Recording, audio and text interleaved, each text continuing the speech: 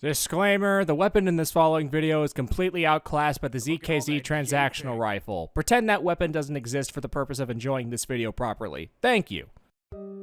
The Cerebral Bore is a strange weapon, even by Cruelty Squad standards. It can be found in the Level Idiot Party, in this little section here.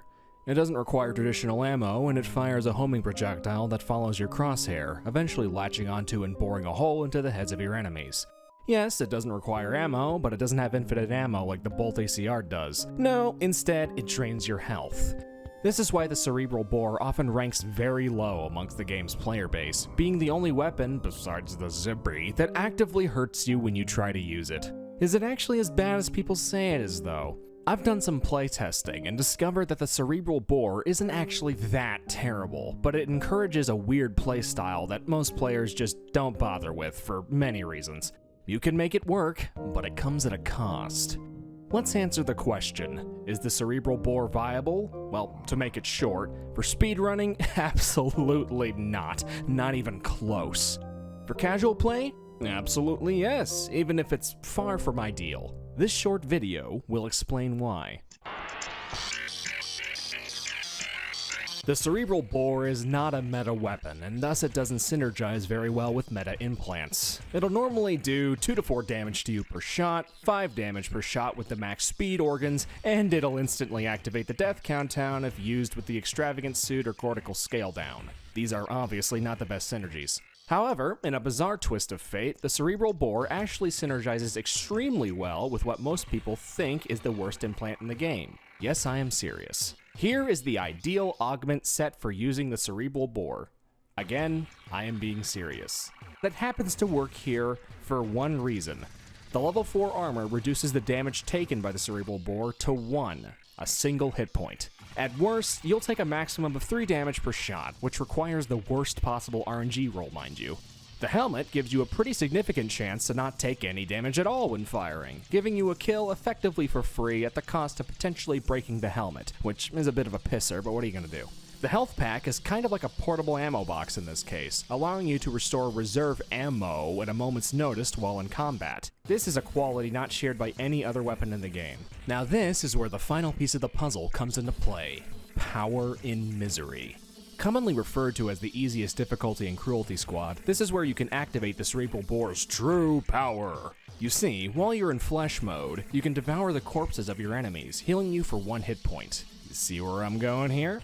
You gained a one-shot kill with effectively no loss, granted you weren't hit beforehand. That last part is important because here comes the shocker. The fatal flaw with the Cerebral Bore, which I'll abbreviate as CB from now on, is that it is insanely janky and hard to use.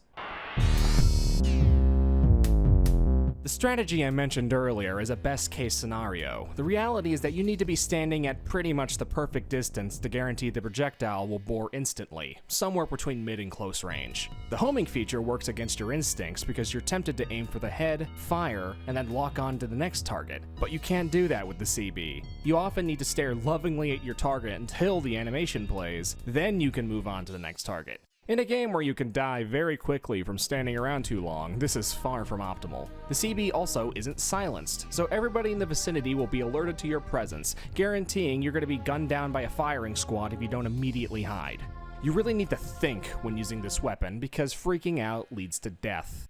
The projectile seemingly has a mind of its own, often getting stuck on things and failing to find the target even when you're staring directly at them. Often it'll rub behind their head or something else stupid. This is what makes the projectile objectively inferior to even the starting silenced pistol, which has a much lower time to kill overall. Another massive downside is that the CB is useless against non-humanoid targets, i.e. anything non-bipedal, since it can't seem to figure out where the head is supposed to be. Dogs, flesh pigs, and anything else non-humanoid is effectively invincible against the CB unless you physically chuck it at them. Hi, editing note here, it doesn't work on zombies either, despite them being bipedal.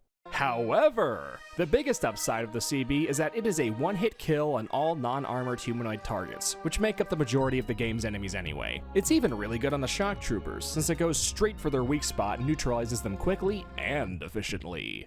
Once you've cleared out a room, you can run back through it and regain all of your HP by eating their corpses. Yum.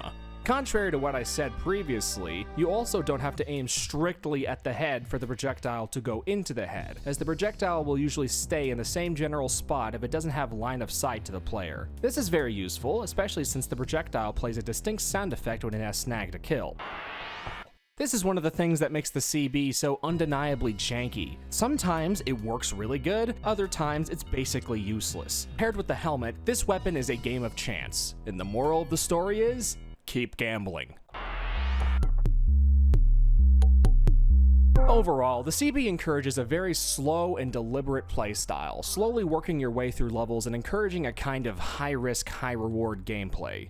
It's far from the best choice, and it isn't meta for a reason, but you can make it work if you're willing to put in the effort. A weird little bioweapon that can get the job done, but ultimately is only good for a specific playstyle and if you're willing to take risks, i.e. gambling!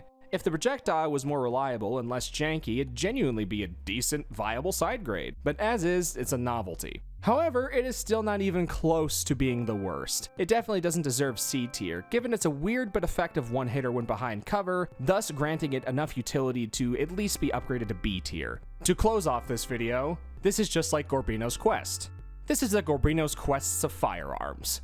Good morning, good evening, and good night. Thanks for watching. Do not expect any more videos like these because they take too much time and they're too difficult to make.